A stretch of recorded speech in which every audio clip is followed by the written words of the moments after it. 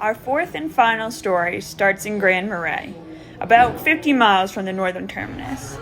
I spent about half the day in town, resupplying food, charging electronics, and enjoying plenty of hot food and cold beer. In fact, maybe a little bit too much hot food and cold beer. I am so full. I feel disgusting. I really overdid it, which is similar to what happened when I went to Red River Gorge to backpack. I never learn, do I, guys?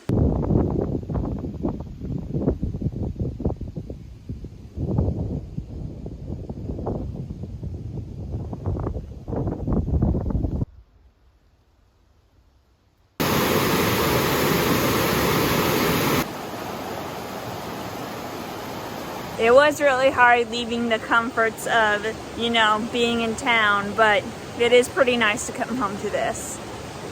It's a chilly morning of day 18. I'm really excited about today because I get to see two things I've been looking forward to. The Devil's Kettle, just coming up in a few minutes this morning. And then later today, probably one of the last things, the lake walk.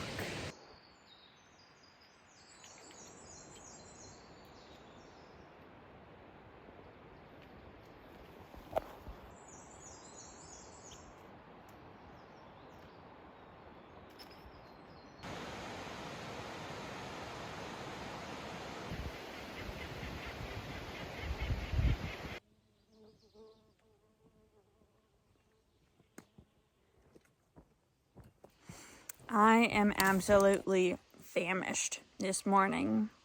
So when I resupplied, I didn't want to get oatmeal because they only sell packets of oatmeal in large quantities. I only needed 6. So I was like, okay, why don't we trade things up and have Pop-Tarts for breakfast instead? Not very nutritious, but they're light, has a lot of calories, okay. But this morning I was so hungry. It's only 11:30 and I'm already stopped for lunch, and it took me a lot of pushing to make it this far. So that's kind of a bummer because for the rest of the trip I'm probably going to be hungry in the mornings. I did get a lot of snacks, so I'll survive.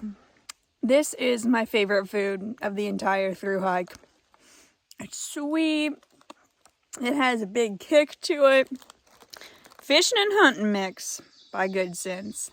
Actually, it's fish and hunting mix, but it's delicious. Would recommend.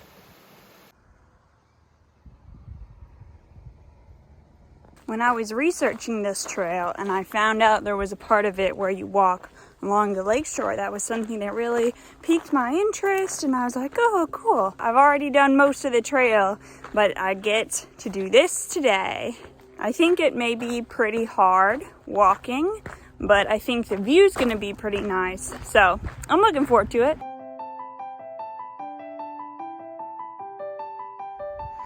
Wow! This is huge! This is beautiful. It's so blue.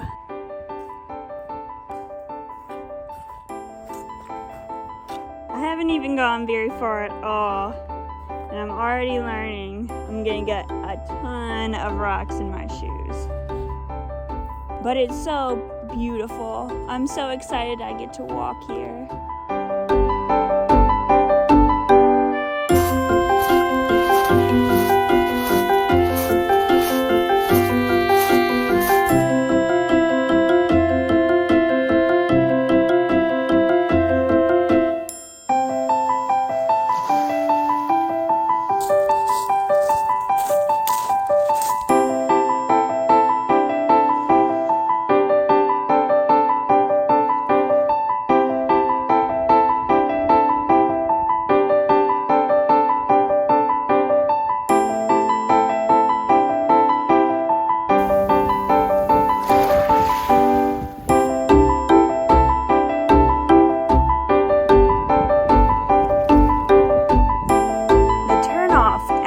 The lake walk wasn't marked at all.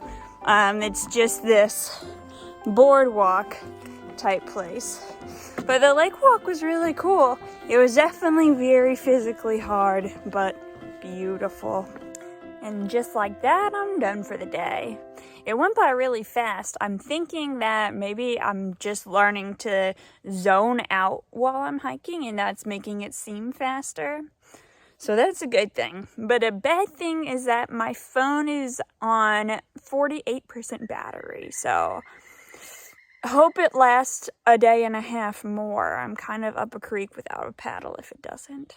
When I was close to finished with cooking my dinner, the flame just disappeared and there's nothing in it.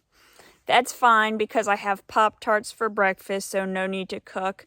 I just have tomorrow night's dinner to cook, and I have ramen, so maybe I can cold soak that. It's going to be difficult because I got rid of my cold soak jar, but I'll figure it out. That's tomorrow's problem. It's a peaceful, rainy morning and the start to my last full day. I will miss some parts, like getting a good night's sleep in my tent or cooking with my little cook set, but mostly I'm looking forward to being done, feeling that sense of accomplishment, and then going back to live in my van. I've been missing that. So good news, I am at Judge C. Magny State Park, and a ranger let me charge up my phone in their office. In that time, I got to dry off slightly, so I'm not soaked anymore. Damp still and cold, but that took a little bit, so I have a lot of miles to do still left in this day. I'm gonna walk fast.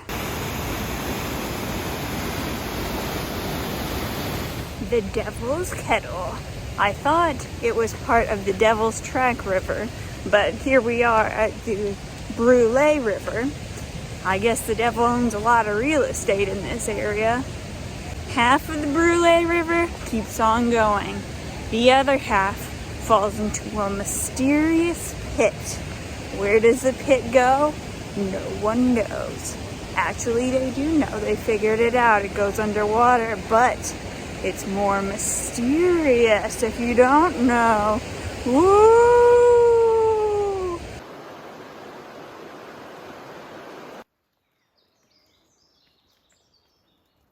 It's 2:30 and I've walked 8.2 miles. On the day I went into Grand Marais, I walked 8 miles and it was 11:30. You can just never predict how fast you're gonna go.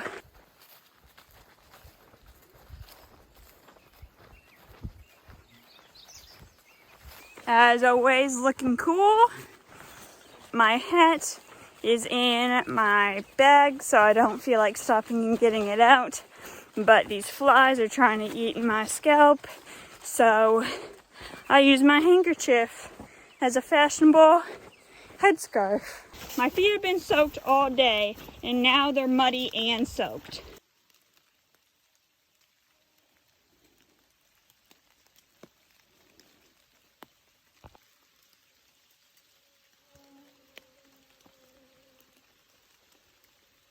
No inches of my skin are showing right now, other than my hands, which are sprayed down in permethrin. What do these bugs want with me? It's miserable.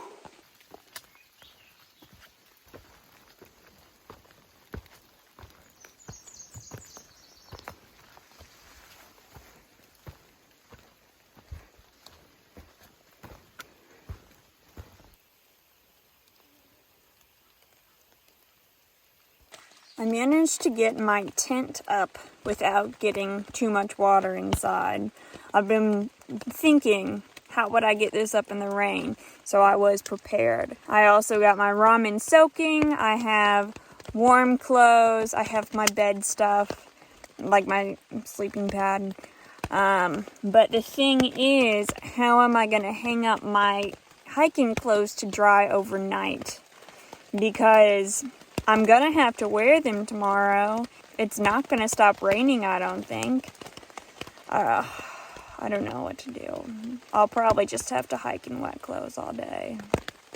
I forgot to mention, it's also a mosquito infestation in the vestibule of my tent.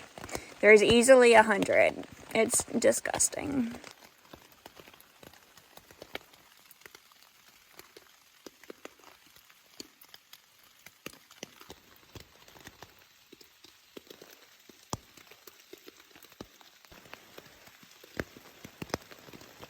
Well, I somehow did it. I only opened my tent up a little bit so I could stick my hands out, and then I wrung out my clothes, hung them up as best I could using a tent. It's not going to be really good at all, but it's something. Now I've got everything situated. Now I'm all warm, really about to lay down after this and go to sleep. But now comes the best part. Food.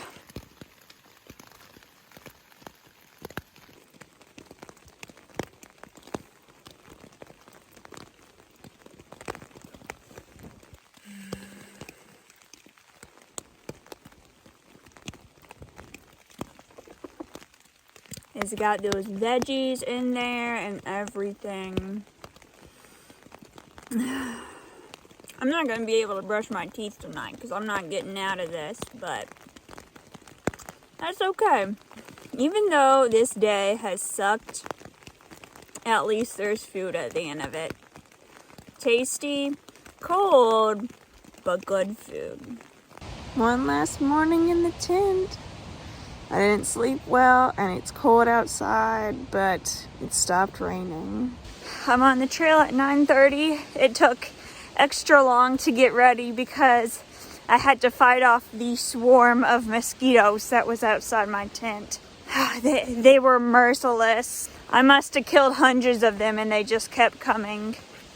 It's also, my shoes didn't dry, so my feet are like icicles. It's gonna be a hard day. This trail isn't letting me off easy, huh? What a sign to see.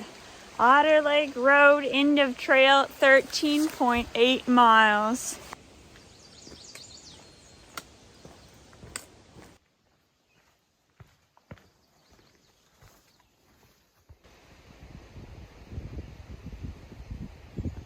My last lunch spot, and it's a beauty. I can see Caribou Pond, which I just came from, the rolling hills. You can see where it's raining over Lake Superior. And if I'm lucky, this warm rock might help me dry out my soaking wet clothes. It's been a pretty nice day temperature-wise, but my legs and feet are freezing. And it's not even so much that they started wet, but they're getting more wet because the plants on the side of the trail are wet and brushing against me. Oh, it's so cold. But hopefully this will do the trick. And now it's raining. Of course. Okay, but then the sun came back out again. But what a treat it was to see part of the landscape being rained on, part not, and I could tell the difference. I could see the rain clouds move. It was so cool. That's one thing I'll miss about this place.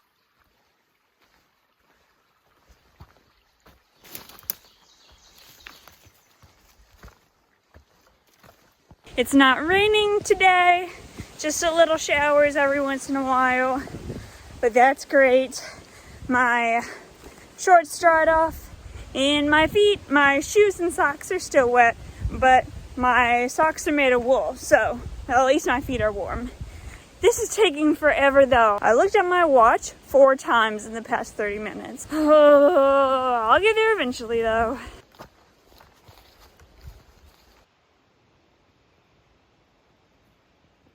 Made it to Andy Creek. That's the last campsite. I'm getting closer. What kind of track is this?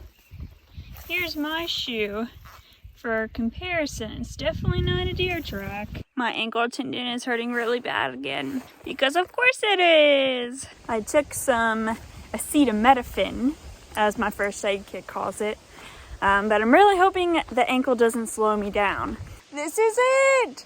Only 1.2 miles left. In the first video in this series, I talked about being alone for so long, how that was going to affect me mentally. Well, really, I'm doing great. I find it more easy to be positive when I'm alone, because sometimes you gotta say this sucks when it sucks, and you move on. So with myself, I can admit it sucks, move on, and then go back to being positive instead of being completely positive or being completely down in the dumps. I also notice I walk faster when I'm alone. I don't know why that is psychologically. Maybe it's because I don't ask someone else for permission to stop and they may say no or yes. I ask myself for permission to stop and I'm always like, no, you're fine, keep going. Eat some snacks. My biggest takeaway from this trail is that I can get through just about anything. My ankle injury, thunderstorms, heat, bugs, rain, it's been crazy, but I've gotten through it. But the trail has also taught me that sometimes I don't have to put myself through it. Like when I skipped the 10 miles in Duluth because I didn't want to figure out accommodation for another night. Or when I stayed an extra night in Silver Bay to let my ankle heal up. So in a sentence, I've learned self-discipline and self-compassion and when to use them. So if my goal is to go on adventures in each of the 50 states, and this is the adventure for state number 4, think about the possibilities of what's going to lie ahead. I'm so excited. Minnesota is a beautiful state, and I can't wait to explore more of the states. I think the view might be around this big rock coming up here, but don't forget, if you have any questions, please put them in the comments. I answer every one of them. I'd love to do an FAQ video, maybe, frequently asked questions video after this one, if enough people are interested, asking about the hike logistically, my experience on it, anything like that. I'd be more than happy to answer. Oh my goodness! I'm so excited. Should I run?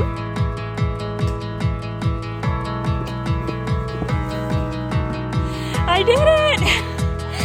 I made it! Woo!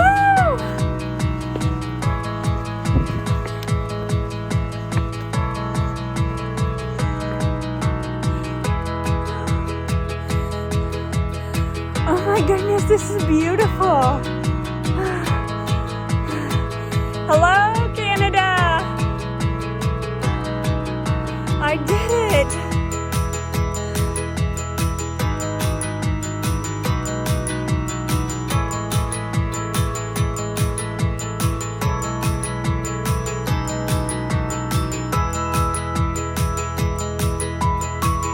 Now, I didn't pack a beer, unfortunately. That's a little heavy. But I do have a birthday cake flavored power bar to celebrate. Because it's my birthday and to being an SHT finisher.